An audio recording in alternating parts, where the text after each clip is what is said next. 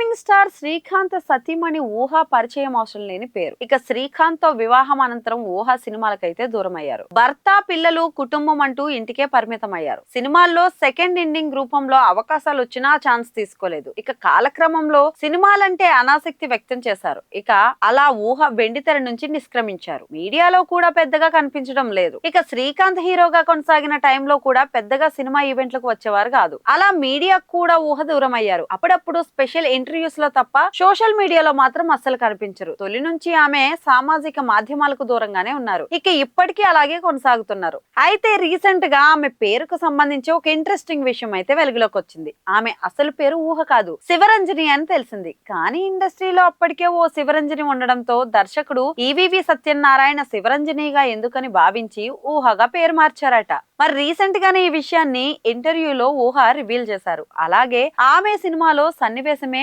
ఆమె రియల్ జీవితంలో జరిగిందని, అదే తన జీవితం అవుతుందని ఊహించలేదన్నారు.